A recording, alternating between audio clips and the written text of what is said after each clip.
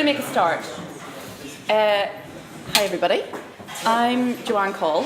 I'm the Director of Workplace Technology at ITV, and I've got the lovely job and very brief job of welcoming you to ITV this evening. It's good to see you all here, thanks for coming. We had fairly stiff competition for your attention this evening, whether that was a sunny beer garden or Tim Cook and carpool karaoke. So thank you for being here. It's good to see so many of you. So as you came in this evening, you'll have passed our studios. So we're right in the heart of ITV. There's actually some filming going on downstairs this evening. So if you hear an alarm, it's not a drill, it's the real thing. The exit is just over to the right, and Fraser, who's at the back, is going to take care of us if that happens. Pretty unlikely, but just in case. So several of my team have, but sort of present and former members of my team, have benefited a lot from participating in the London Apple admins community over the past 18 months. So it's really nice that we're able to contribute just a little something back to the group by hosting this evening's meetup. We're going to share with you the ITV story using Mac and Casper. Hopefully you'll find it interesting. Maybe there'll be some things that spark some ideas in the stuff that you're all doing. And I hope you have a good time. And that's it from me. So I'm going to hand over to the team who really know what's going on, and they're going to take you through the ITV journey.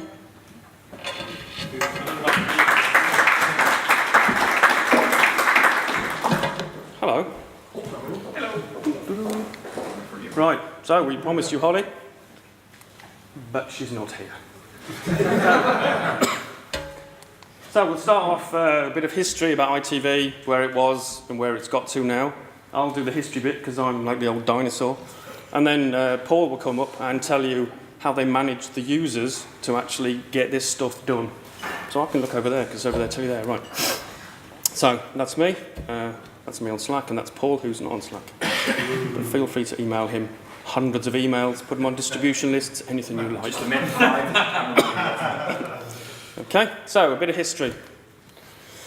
This is ITV. Most of you should know we've got regions all around the country. We've got Ulster, we've got Scotland, we've even got the Channel Islands. I've spent several nice trips out there, very nice in the summer.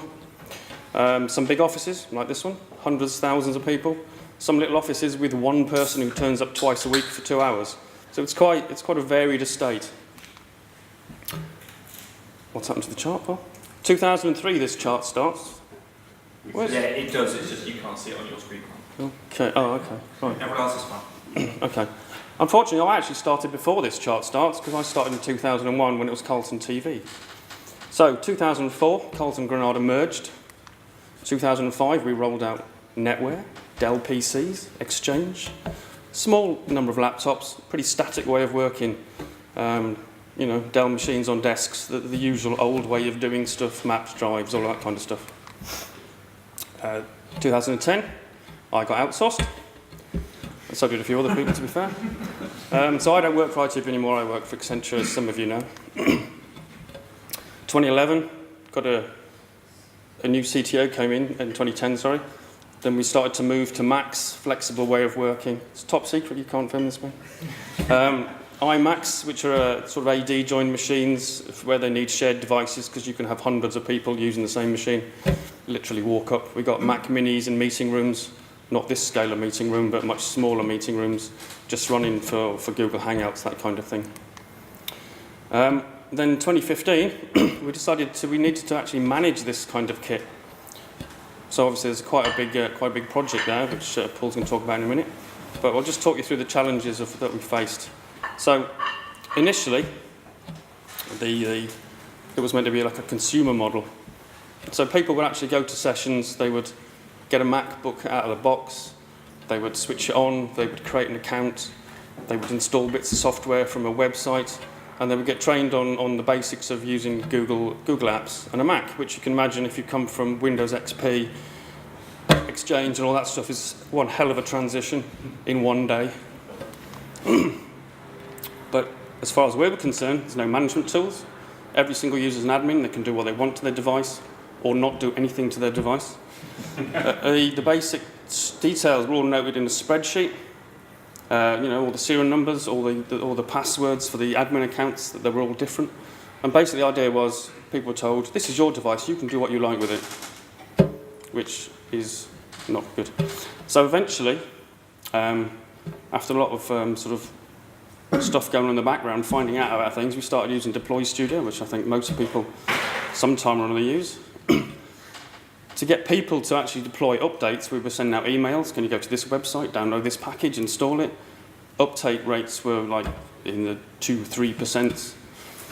So you can imagine that over, 5 years, the estate's really, really fragmented from 10.7.1 up to 5 and 10.8 and 10.9 and different versions of Citrix client, different versions of everything. Yes, I saw that look, yes.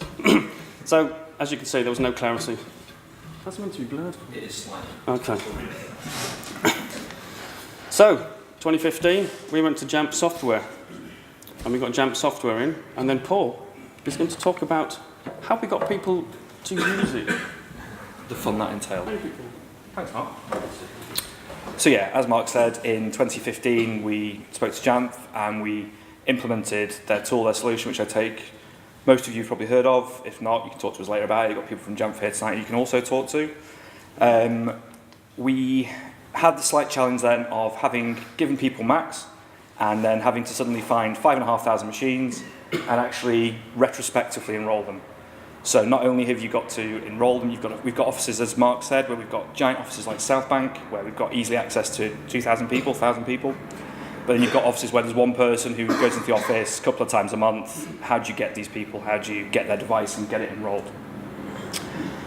We've also got the question around all the different applications, things like that as well, which I'll discuss in a minute. So one of the other major challenges we had was, as Mark said, the fragmentation we built up over these 5 years. So while it's major OS versions of 5, so going back to 10.6, 10.7, 10.8, 10.9, we actually had 24 minor versions as well, so it was a complete mess. We also, as Mark said, with the fragmentation, so Citrix Receiver, Sept, things like that as well. The other problem we were going to have with this was NDM is naturally seen as you're spying on me. Like, you're getting to see my information, you can see what I'm reading, what I'm emailing, websites I'm looking at, that sort of thing. And the challenge of having this with my device, and we've been told this, you've now taken this freedom away from me, you want to have utter control of it. And we also wanted to start empowering the user to say, actually, rather than you thinking, go to our frontline support guys and they'll just sort it for me. They come down, they'll go, here's this, make it work for me. It's not a case of, I can do this, I feel like I can do it. They have very narrow knowledge. So I'm a news presenter, I go in, I check my emails, I maybe review some stories, and I go and read the news. I don't know how Citrix works. So we had a challenge with empowering users. So this led us to putting a nice friendly face on Casper of love your Mac. So trying to make it warm, cuddly, embracing for the users. And we had the moniker of get ready to fall in love all over again, which was actually shown to the users when they completed the enrollment. So we put together a campaign. We had a desktop with some basic instructions on how a user could actually enroll their device themselves. They were put out across all the desks in one day, ready to go for this big bang launch, so trying to drive the users to get on with it. We also sent out a targeted email campaign. We put floor walkers in the large sites, and we have frontline support guys who work in all our major offices. We have 10-man regions, and they were helping out in our smaller offices, supported by the central project team. Users would then go, we've also had some Loving Mac champions. So these were people who, in the business, we'd communicated with, who were keen to sort of be at the forefront of what technology was doing and had a bit of an interest in it, more than just the basic sort of, I don't know what I'm doing with this. It's like, oh, you got something new. So we were getting those guys in, we were piloting the enrollment, piloting the materials, trying to make it as friendly as possible for users to use. So users were directed to enroll their device using a quick add package that they just downloaded from going to a website, which had our information on it. And we managed to get 22% of devices done on the first day alone. So it was over 1,000 devices in a day, which we were quite proud of that, really, quite pleased. As we carried on, such there's an example of some of the posters that were up around. So we were asking people who really had like a kind of an awkward love of their Mac. We want to take it a bit too far. And you don't want to meet them down a dark alley. So we got a few of those around the offices. There's 10, 12 different versions of those. They were quite fun and people really engaged with it. By the end of the launch week, we had half of our estate enrolled. which again, fantastic. The email campaign, we had high opening on that, which again was quite a surprise considering how previous technology emails have been received. So that additional advertising had really benefited us. With the enrolment only taking 5 minutes, people didn't feel too put out. It wasn't one of these big, arduous exercises. They had a floor walk or something next to them who could help guide them through it. So people really appreciated that.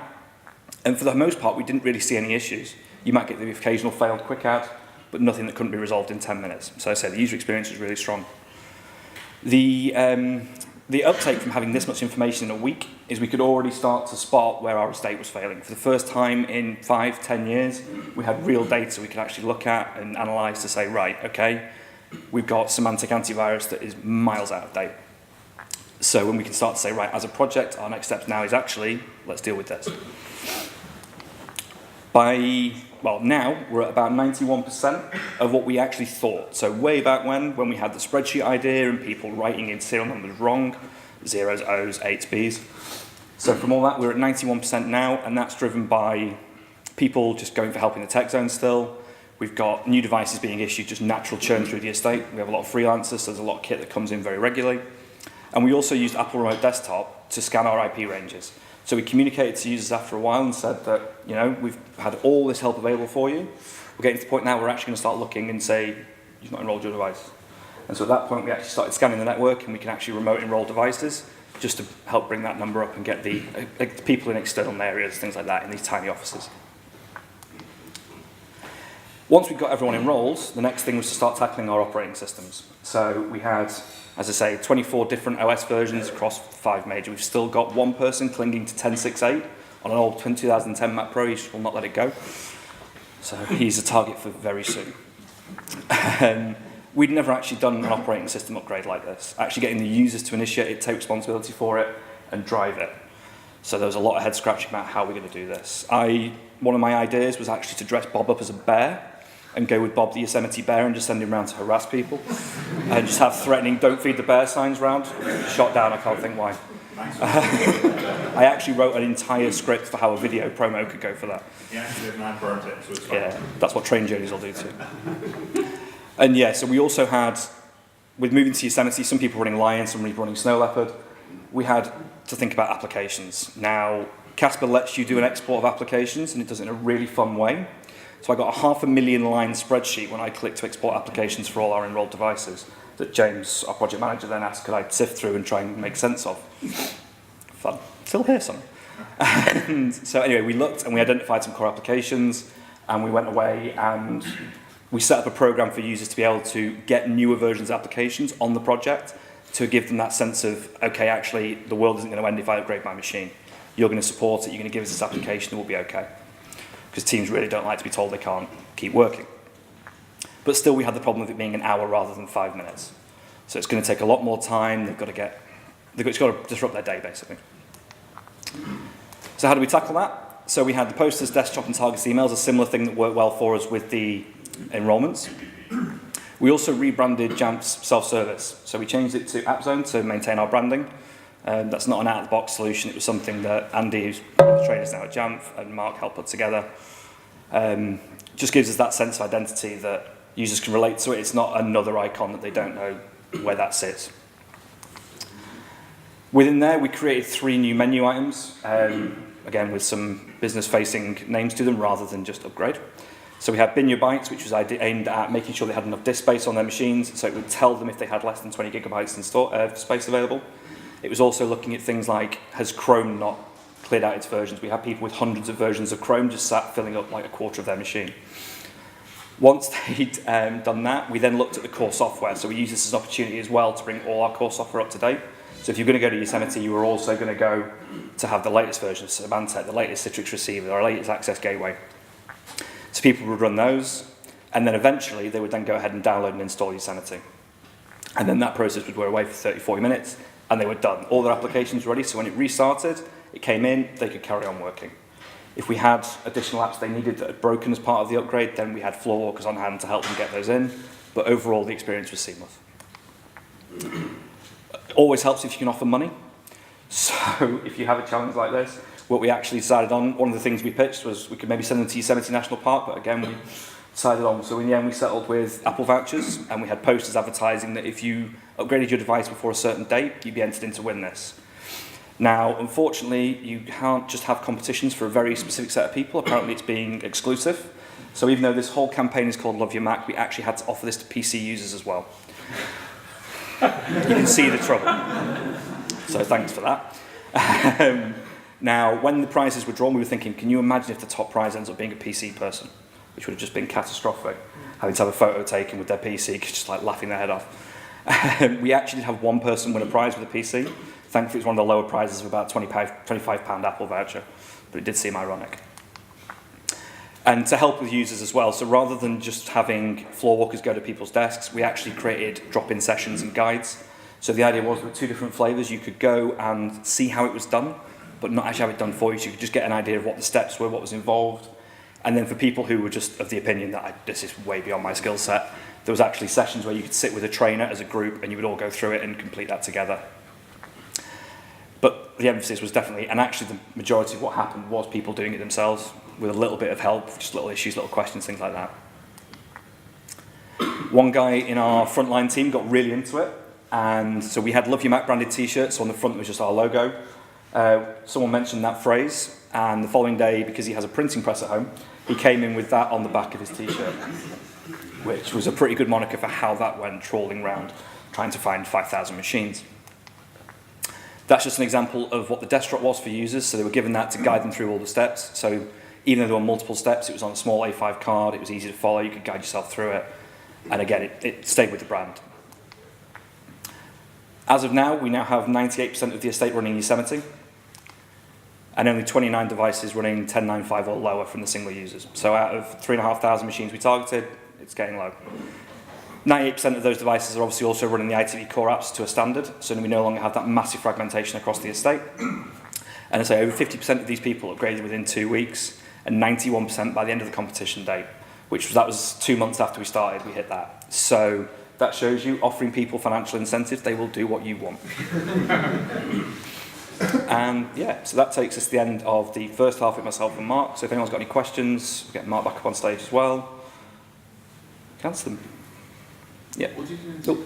Sorry, just one behind. Go for them. What did you do in the situation where you said updating the apps before updating the operating system, but what if the newer version of the app required the newer version of the operating system? Was that just a case of the user having to understand that? Yes, yeah, so there was an element of saying that if you go down this process, you will have to complete the process, but nothing actually, so any of our core applications, nothing actually fundamentally broke. You could see some oddities, but it didn't fundamentally break anything. Sorry, do you have a question in the back? Yeah, I was just,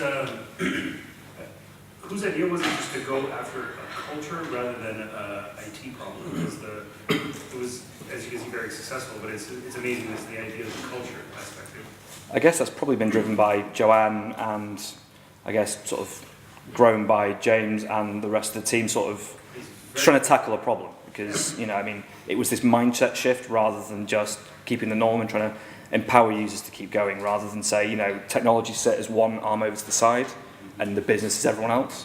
So there's sort of an internal mantra within ITV of one ITV and getting everyone to work together, collaborate together and not be seen as this siloed environment. Any more? Yep. So what do you do now with new computers coming in? Obviously you have a store Yosemite on there, so what's the process? No, so we're slightly behind seeing is that I'm guessing Apple have just unveiled Sierra properly. Our El Capitan 10.11.6 build is going out to users, for our frontline tech zone teams to use as of early next week. It's already out there on our meeting room builds, so we've naturally progressed. So this was effectively last year's project to get to this point, and then this year we've developed our JSS infrastructure, and we've, as Mark and Bob will talk about shortly, we've taken it further.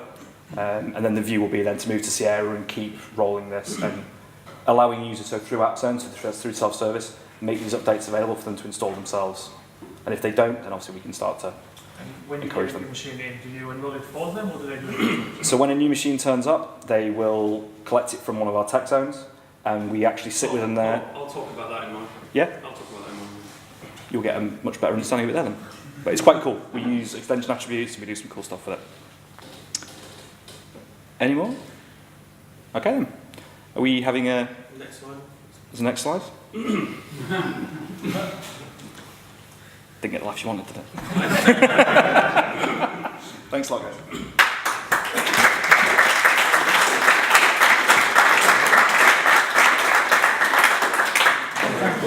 Hello then, folks. I'm Bob.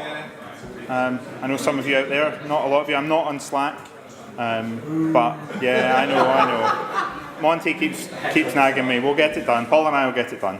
So, I'm here to talk about using Casper and the API for our day-to-day business, or as Mark puts it, making automation rock with Casper. So, Mark, you know, my name's Bob. That's my email address, should you want to drop me an email. I will get Slack sorted, I promise. So, the way ITV looks from a very kind of basic point of view is we have lots of offices. Paul mentioned it a wee minute ago, he mentioned tech zones.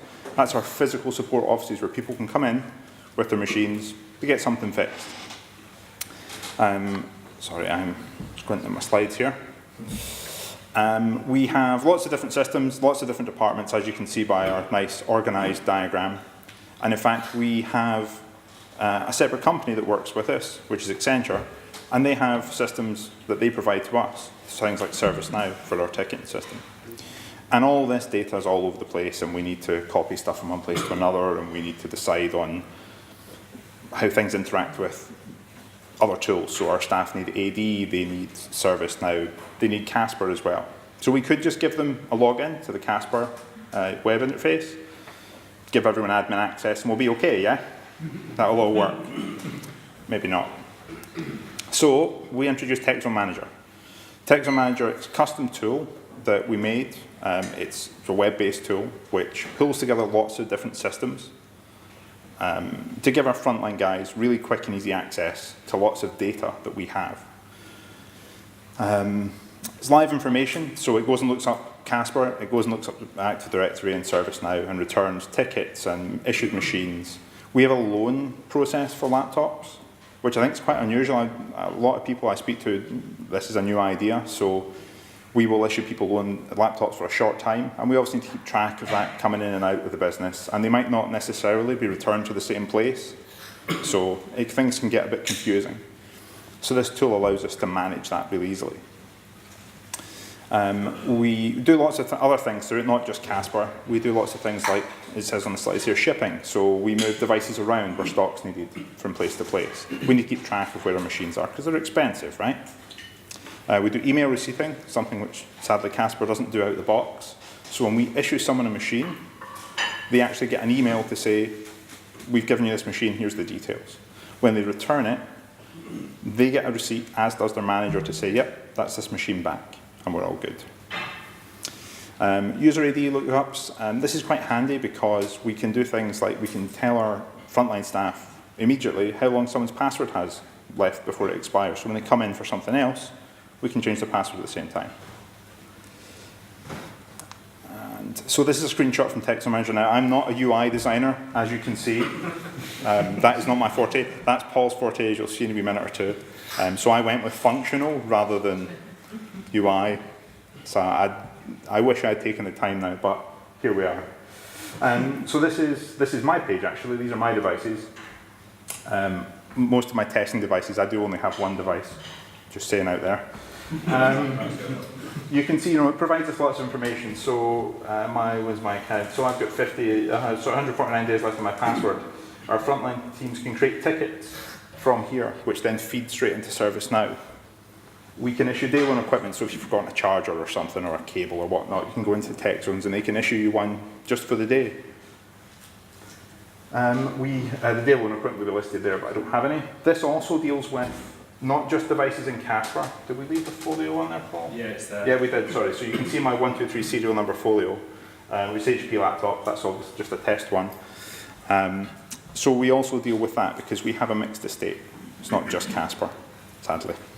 But there we go. Yeah, this is still evolving. There's lots of things coming in. The ServiceNow piece in this is new. So there's still quite a lot of fine-tuning to be done in that. But it really has made a big difference to the quality and the volume of tickets we get from our frontline teams as well. Yeah, so it's just an overview then. So it's all written PHP MySQL. It doesn't use any frameworks. This is all written. I'm getting some confused looks immediately. I'm some shaking heads. It made sense at the time. It started off as something much smaller and very quickly grew to beyond the point of it being sensible to go back and redo it all. Lessons have been learned, let's just say that much. They're running on CentOS. There's nothing special about the way it runs. CentOS, Apache, MySQL. The MySQL server is a Windows box. That's historical reasons as well. It's in itself a framework, so each of the tools that was listed down the sides, the shipping tool and stuff, are all individual, and they're all just built into this text manager tool, so they're all individual but work together. It means it's nice and easy to add new stuff on. Things like working with Casper is really easy. The 2 lines there, the indented ones, that's a Casper call, so I can literally just send a computer ID and it returns me the XML for that computer. Nice and easy. I don't have to do loads of complicated lookups on each page. Just a very simple API handler for it. And instead of live calling Casper, so when we submit data, so when we return a laptop, for example, we want to update that laptop's extension attributes to say, yep, it's been returned. We don't do it live. We used to, but there's too much data going on. There's too many transactions happening. It was really slow. So it now pulls it. So it's stored in a database, and every so often that database will go away and update Casper to match up with what we've got. Moving on from that, as a kind of evolution now, it says at the bottom there, work in progress. This really, honestly, is a work in progress. This was last week. This is brand new, so yeah, a stressful week, but good nonetheless. So it's a kind of evolution of that idea. It's still not built on a framework, but that's going to change. It's able to generate dynamic searches from Casper. So rather than me having to go and create loads of advanced searches in Casper, one for each site, which it's fine, but then if we want to change something, I've got to go and change them all. This tool generates the search there and then. So it will go and create the object in Casper, pull out the data, and then remove the search again. And it allows us to give the users in this tool access to change the searches should they need to. It caches reports, so instead of having to load up loads and loads of data, which you'll see in a wee second, it caches that report so it loads much faster. Makes life much easier for everyone. Saves sitting on loading screens, which I've spent an awful lot of time doing this last week. And historical data, so this is new for us as well, having previous data, because Casper is an in-the-moment snapshot. You know, we clear our logs because we don't want to have loads and loads of data sat. We now have the ability to look at points in time data from Casper. This is what it looks like at the moment. I particularly like my pirate icon at the top, but that's maybe just me. So this tool is designed to do stock check. So all machines have asset tags, and our guys can just scan the asset tags, and this tool sorts out which ones they should have, which ones they shouldn't have, and any issues in the middle. And this we run kind of daily in different tech zones. So the search for this, as I said, is created dynamically. So where it says Gray's Inn Road, it's one of our other offices. If you change that to South Bank, it goes away, creates a new search, and gets live data from Casper based on that search criteria there and then. So the other kind of aspect, obviously, Casper self-service, and we heavily use this, again, in the tech zones. As we've mentioned, we rebranded it to be App Zones, and we use them to automate all of our process for loans, for example. When devices come into the tech zones, they're returned through apps in App Zone. When we do imaging, we select what tech zone they're in from an app that then goes and calls the API. And it allows us to ensure that through all of these machines coming and going, that our data is always consistent. It makes a big difference when you know your data is right. So the API is used.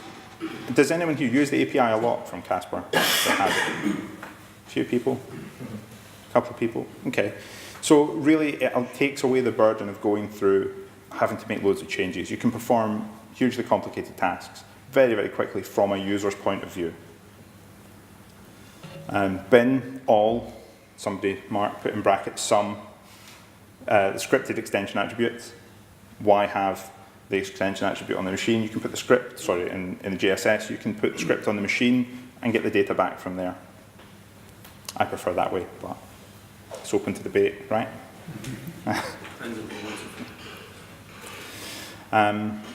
Any mass changes. So when we rolled this out initially, we had to come back and make changes as our understanding evolved. And we were able to do that really easily using the API. We can just update an extension attribute or a status of a whole group of machines based on a search.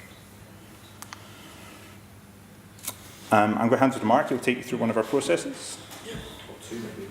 Or two if you're good. Yeah, both. Seems to have been mission creepy. Right, I was going to talk, well, I am going to talk about return receipting, but the question was asked about how we issue them.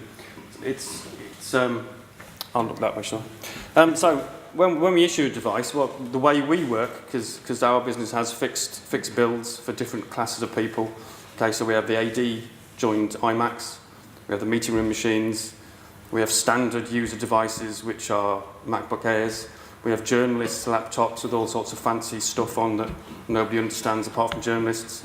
Productions have got their own build, which is different to everybody else's build. So there's a few things like this. So we actually have, in the tech zones, all the tech zone guys have static have boot disks. These boot disks have got Casper imaging on, but they also got a whole bunch of other scripts on them. And these scripts, when the machine boots up, like it says there, no, it doesn't say that there, does it? Let's flick on a bit, hang on. So we record all this information about user. I'll come back to that in a second. So we record the user details. If it's a loan device, as Bob was mentioning and Paul was mentioning, we record who the guarantor is. We record the dates, because all of these get written to extension attributes, which trigger off policies and emails and alerts on the devices when the loans are overdue and that kind of thing. We record what peripherals are issued. So when somebody brings it back without a keyboard, we know, you had a keyboard, where is it? And they get to sign the AUP when they actually get the device. They actually have to log into AD to agree acceptance to the policy. So we know it's them because it's their AD login, not the tech zone guy just going, yeah, whatever. So we need to record the return when they bring a device back. We need to send a receipt to them. We need to send a receipt to the guarantor so they know it's actually come back. Because just because somebody returns a device in South Bank, their manager could actually be a production supervisor in Manchester. They're not going to know they bought it back. And we need to update the stock so that the stock control tool that Bob was just showing you actually knows that device is back in the tech zone in Grayson Road. So, I appear to have missed a bit there, didn't I? I'll go back to the build, right? So on the build disks, there's some words been missing off there. Our build disks, we actually check for stuff like the serial number is actually on the motherboard, because we quite often get devices back from certain hardware repairs that don't have a serial number on, which makes them very hard to put into Casper. So this flags it up immediately, says no serial number, send it back. We check that they're plugged into mains, or if they're not, that the battery's got a decent amount of charge so it doesn't die halfway through. There's a few other checks, the battery condition's good, stuff like that. And then we also record which tech zone it's being built in and who's actually building it. So all this stuff is in Casper database and extension attributes. So let's jump back to this now. We're going to return the device that's been issued using this system that's all run through AppZone. So there's three ways to return a device. There's an AppZone app, self-service app, when we're re-imaging it, and using Tech Zone Manager. They've all got different uses and different scenarios. So the standard way, somebody rocks up, they're leaving the company, a runner comes in with a couple of devices because the person's left, takes the device to Tech Zone. The Tech Zone agent will log in using the built-in admin account, and they then log into self-service. Normally people don't log into self-service, it's only the admin people log into self-service. And that's stage 3. There's another 2 buttons, 1, 2 and 3, that show up at different times during the build process. So all they do, click the button. It takes, it reads using the API from Casper, reads who the current owner is, reads in guarantor details, if there's anything. It then overwrites the current owner with the tech zone, with like a fixed account to say that this is a Grayson Road device or a South Bank device. It writes the previous information to some more EAs, and it writes another attribute that says the return receipt hasn't been set sent yet, okay? And then it puts it back into stock. All done through the API, through a little bash script that's just running for the guy that's just clicked the button. And of course, you know the serial number's right because it's read the serial number from the machine, all that kind of stuff. So what happens then? In JSS, a smart group triggers to say return receipt's not been sent. Tech Zone Manager, as Bob said, polls every few minutes. One of the checks it does, is there anything in this smart group? Yes, okay. Reads the information from the record, sends the receipt because it's got the email address, it's got the owner, writes a nice little receipt, sends it to all of them, and then it changes the receipt to yes. So then in JSS, drops out of the group. So what do we use? Well, they're just simple string EAs, nothing fancy. They're not connected by a recon. They're only done by the API. That's all they do. The API reads them and writes them. That's what they look like, basically. You can see they're to do with the asset, the previous user's guarantor, previous user name, the dates, so on and so forth. Just simple text fields. I'm not going to bore you with that, but that's a bit of script of how to read from the JSS and extract it from the XML files. So, what if the return gets missed? Well, quite often production will finish. 30 laptops will come back at 5 to 5 just as the tech zone's going home. They're not going to log into every single one and do them all. Or they might just miss a couple. So, what happens is, when the machine's rebuilt, the first thing, or one of the things that's built into that script that checks the hardware and everything, is it checks the attribute. Has it got a return receipt sent? Yes. If it hasn't, it just runs the return process from within that script and just does all the same return stuff. Sometimes, of course, you can't do anything. You're not going to re-image that. That's not one of ours. I found that on the internet. I don't know whose that is. You know, it's just not, you can't do anything with it. So, Tech Zone Manager, there's a device return form. You type the serial number in Tech Zone Manager, click the submit button, and it runs the return process in the background. So, you know, whichever way you have it, using the APIs and using a few scripts and a few simple tools, we know that device has come back in and is in stock or is in the bin.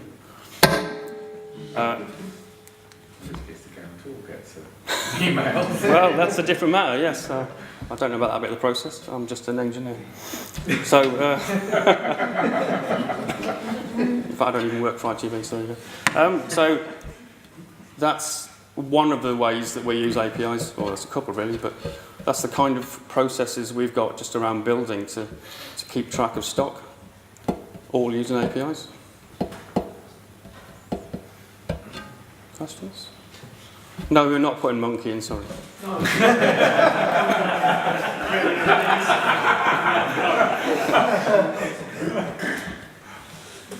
Why would you pay for a solution when you're having to write so much code for this? What was your motivation for that? Well, the motivation was around stock control and actually letting people know that somebody 400 miles away had bought a laptop back. My question was, it sounds like you've written an immense amount of code to make your product do what you needed to do. No, we've just extended the product to do what we wanted to do. I mean, there's other ways to do it, you know. We just have Casper, so we made it do what we wanted to do. That was my question. Why would you choose Casper for that tool? I didn't make that choice, I just use it. It pays my bills.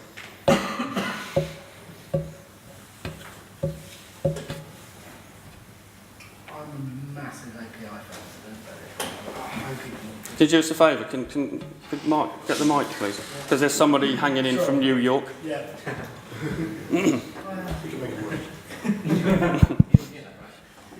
Cheers, Tom. I'm a massive API fan, and I use it a lot. I'm wondering about when you said about binning the EAs. Now, my take on EAs is there's something that I can run on a device and gather information about that device back into Casper without having to cede any kind of administrative access on the device at all. But if I replace a lot of the EAs we've got with scripts that run on the device that then push data back into Casper. I'm putting scripts on the device that have write access to Casper, and therefore I must embed credentials in there. No, our text zone agents have to log in, they have the credentials, and we're Right, actually okay. writing who is actually writing that update.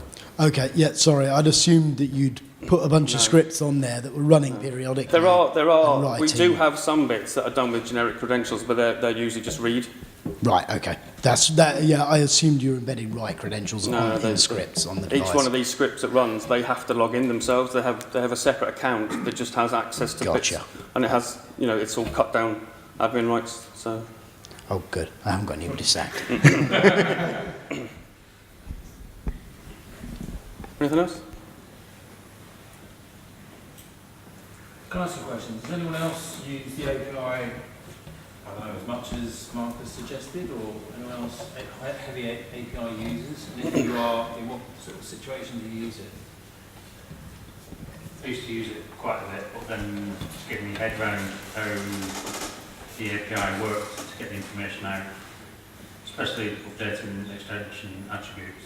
It's a bit more complicated than just pulling what sites or what's your number.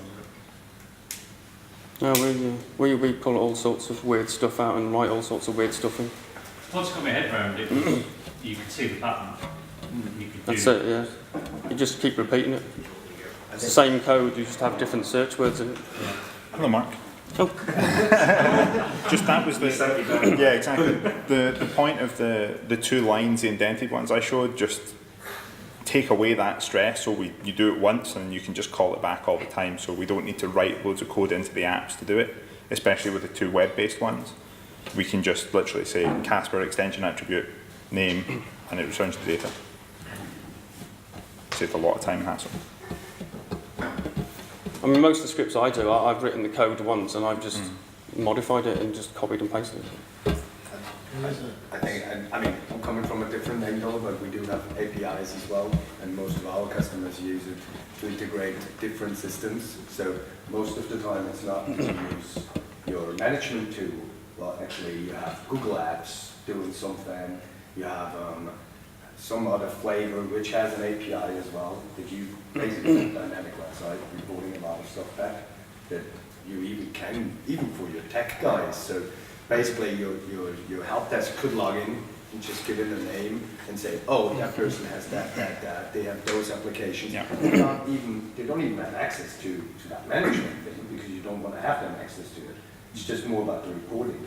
On one view, they know, oh, they have those Google Apps or that stuff, and that's working out, or the licensing on that runs out at that time, and stuff like that. So you can combine a lot of different flavors from... That's it, that's what Yeah. Tech Zone Manager does. We do have some plans to add some other systems in, so the ones that are here at the moment, our support guys do have access to in some way or another, but there's a couple that they don't have access to, which will be included in due course. Can I ask something, because I'm coming, as I said, I'm coming from college, so we have custom fields.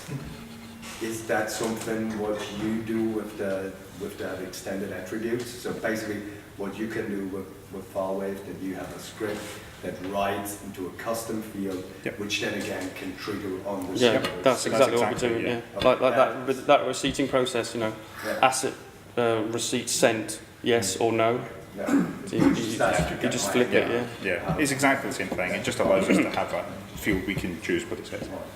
I mean, the main point of this topic wasn't to say, yeah, Casper's brilliant, great API. It's to say it doesn't matter what system you're using. Virtually every system's got an API. If you can get your head around it, you can join all of them together and come up with something.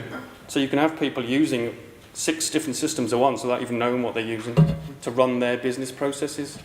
I mean, on that, previous role, I learned a bit of API stuff for Casper anyway, and then I was looking after Box, which has a REST API as well. So I created some scripts to query AD to do actions on Box's REST API, but it was all from the learnings I took from using Casper API. So is that kind of like you say, you start learning interactive APIs, getting used to this workflow, and then you can apply it across. I did stuff with AirWatch as well. So all similar systems all have an API, but the core part of that workflow, when used to retrieving data, the get, the put, and all that, you can then apply across. Yeah. So, I mean, our build disk, not the build disk, but the actual application that we use to assign it to the users, it's using LDAP to query AD, secure LDAP, so they log into it, it goes and finds their details. So, although our laptops aren't AD joined, the account on there is the same as the AD account, because it's come from AD. So it's the same name and everything, so it's a lot easier for us to match up, that kind of thing. And then they have to prove who they are, and then that information is then written in with the API straight into Casper. I know there's other ways to do it, but we just do that. We just do it all at once, write everything back in one hit, and they're done. And then the machine gets encrypted and all sorts of stuff. Printers gets installed with their AD details because we've already captured them from AD, and it's all. And they walk out and it's all working. Okay. Anything else? So the next guy. Does Graham want to introduce the next guy because he's on the Hangout and?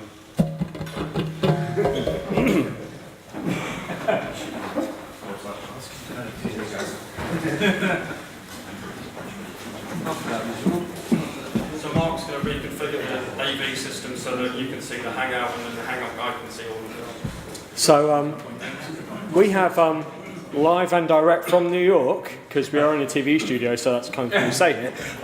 We have Alistair Banks talking about Santa. No one's ever been happy to hear my voice. You're going to get sick in 10 minutes, don't worry about it. You have 5 minutes.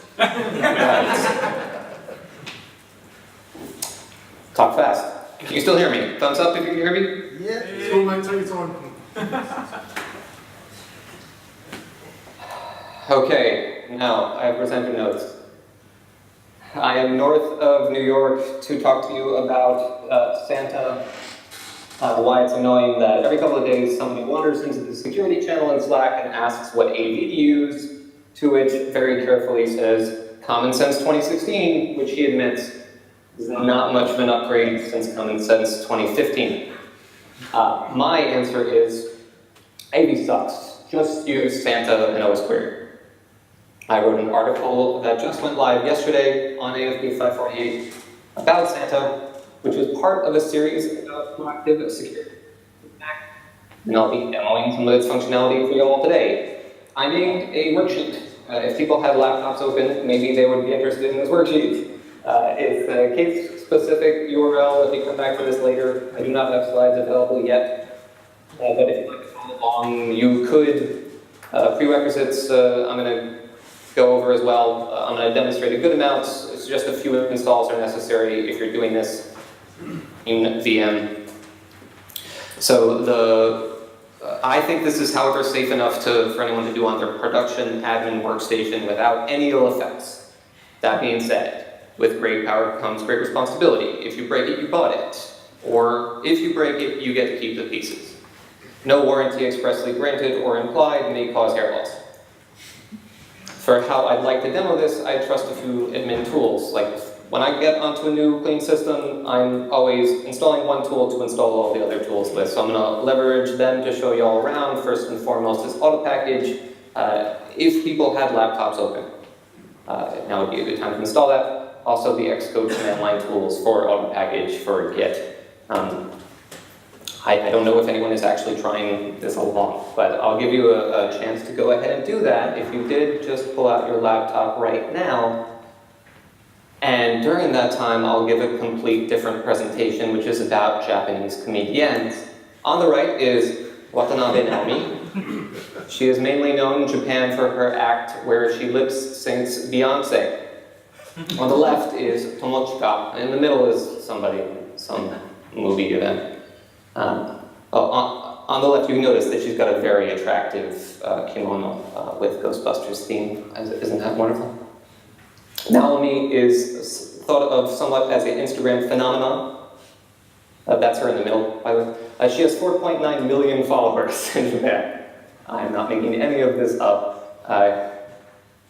So I found out about this presentation last week, and so I was making lots of slides and practicing my demo over and over again, right? Not necessarily, fooling around. So I've got a demo.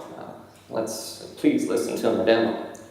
If we look at a VM that obviously I just installed the command line tools, this is going to be like, hey, why is he showing us stuff that we really either already know or don't care about quite as much. But here's auto package. I went to the URL for auto package. There's a hyperlink in the worksheet. I should probably show you all the worksheet again, just because. So, auto package, the link is right there. Xcode command line tools, just, type a command with something you don't have, it's going to offer you to give you the command line tools. Also, suspicious package, I'm going to demo in just a second. So, I want to do that command, assuming that I installed the VMware tools. I probably didn't. I could get Genius. Anyway, so I'm going to go ahead and download them because it's like a whole 80K. And this is the last manual install I ever do once I actually right-click on the gosh darn thing and say open, right?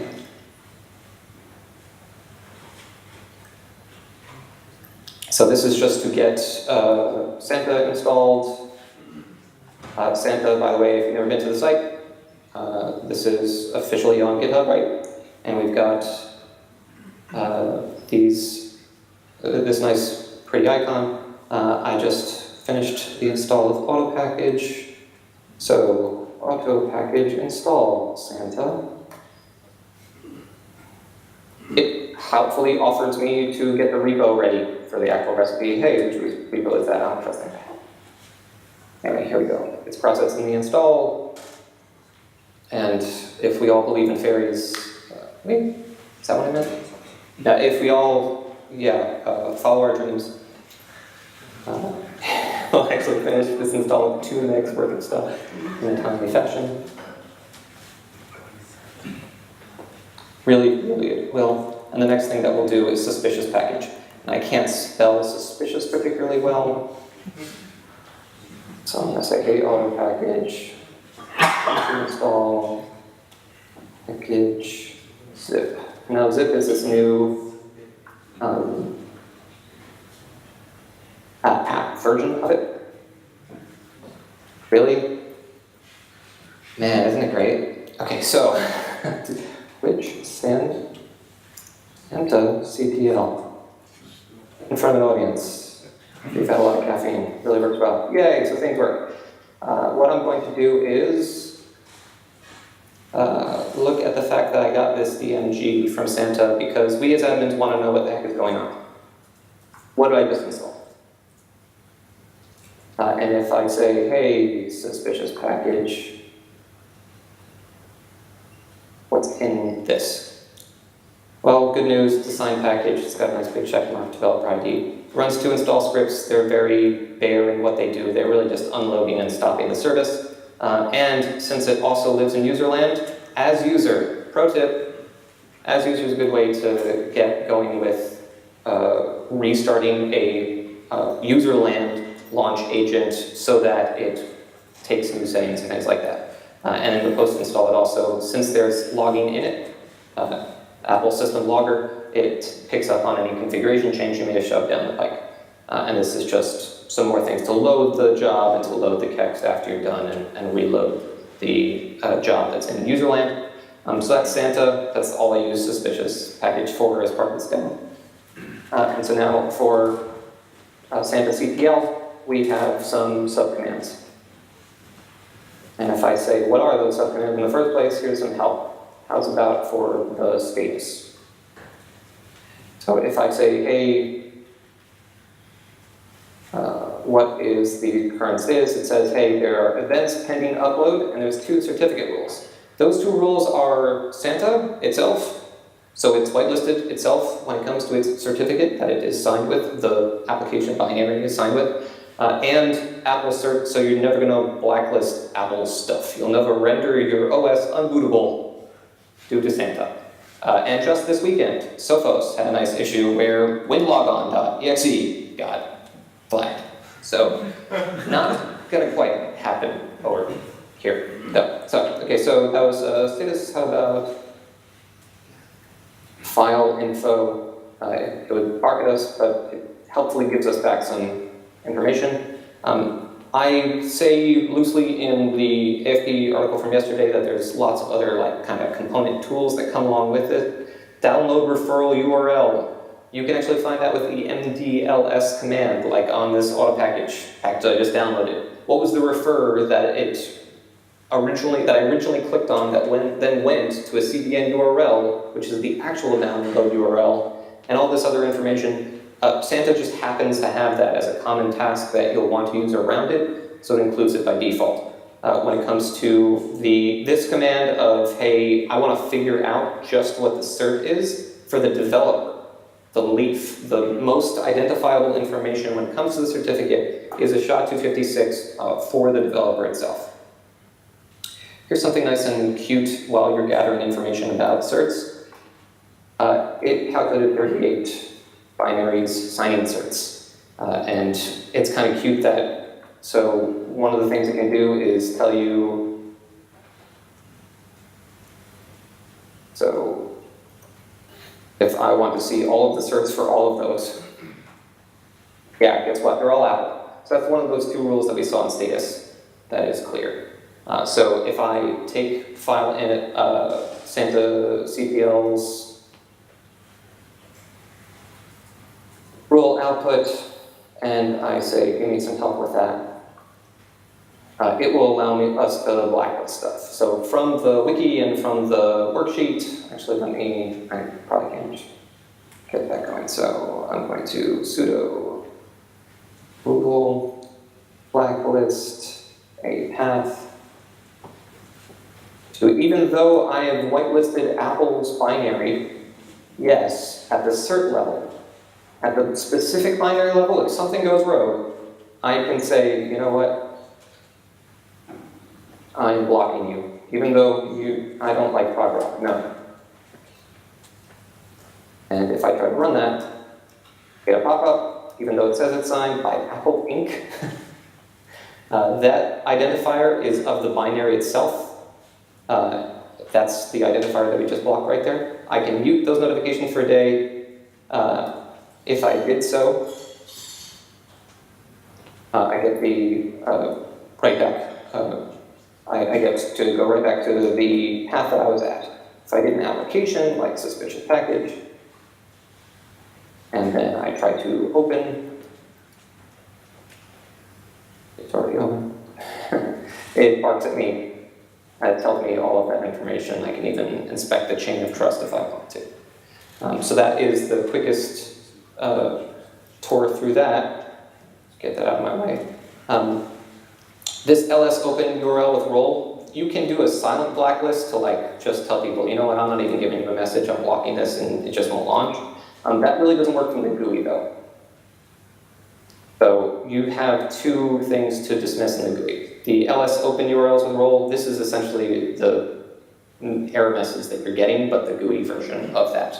When it comes to the console, or actually the console.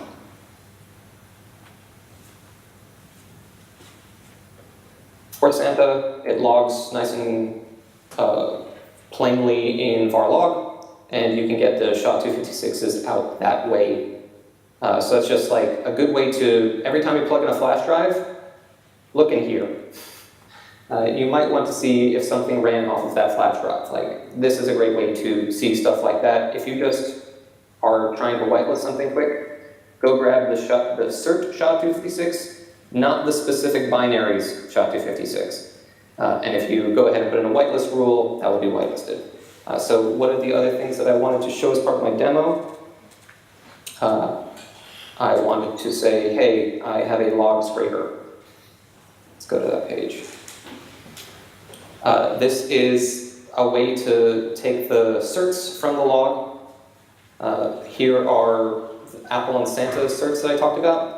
You may, if you use the Gem customer suite, want to allow the binary to run as well. There's a bunch other here. I mean, come on, the most important of business productivity apps. And what this will do is it will print out a nice blocked output that you can put into this Python dictionary or Python list of, hey, here's the ones that I know about, and then here in Ruler you can import all of those rules. And here are all of the binaries when I started out between a couple of my machines that I whitelisted with SHA-256 rules for just those plain fingerprints of stuff that was not signed. I'm yelling at Puppet Labs to get their stuff signed. And here are all the certs for all of the common apps that I use.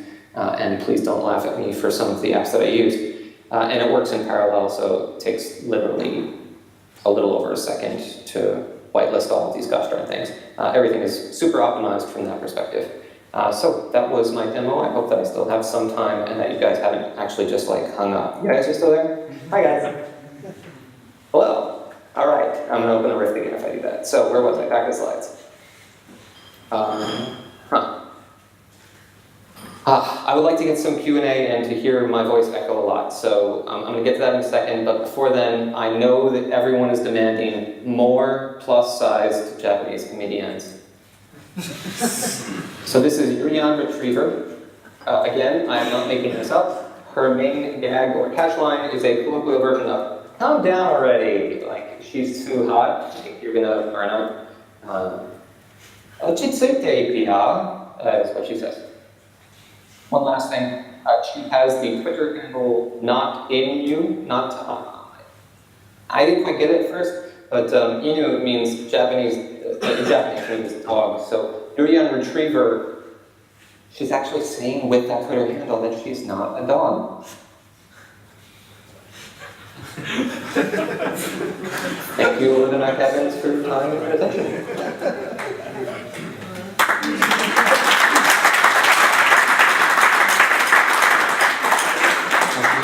Okay, actually I can hear you, and I can't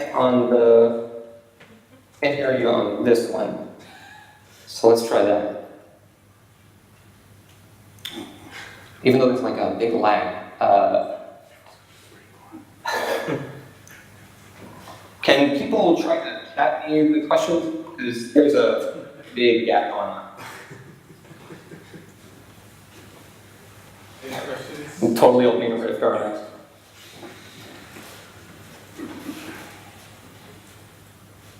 Are there any questions?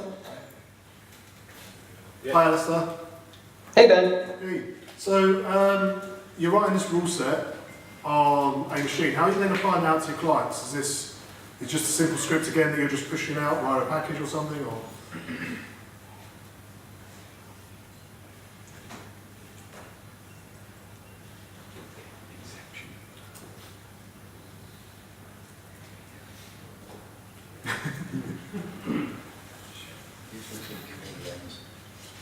Are you showing us? Because if you are, we can't hear you. So I've asked. There's a feature request up there right now. Where was I in the world? Santa.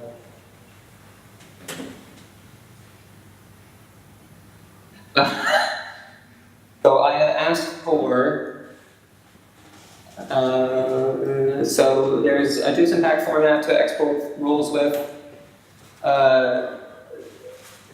I had asked also on the mailing list if we could get hooks from configuration. They have a server product, and Zentral is what can act as a server component to sync rules down from. And it's only going to take about 2 more minutes for my audio to catch up so I can hear you. So, if there's any other questions, if that does not satisfy your follow-up questions, please do let me know. In chat, please, otherwise it's going to take a while. I mean, if you guys wanted to try and speak to Alistair on Slack, like I said, it's in the security channel, just ask which AV product. Or you can summon him in the bash channel, just put a grep before orc.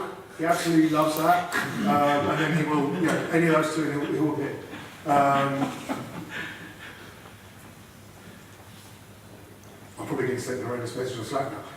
Anybody got any questions for Alistair while the audio's catching up? Anything more about Japanese comedians? Right, well, big from us, thank you very much.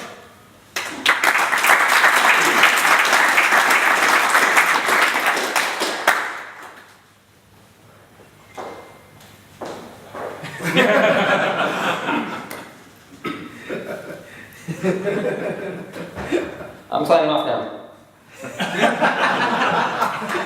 Thank you, Dad.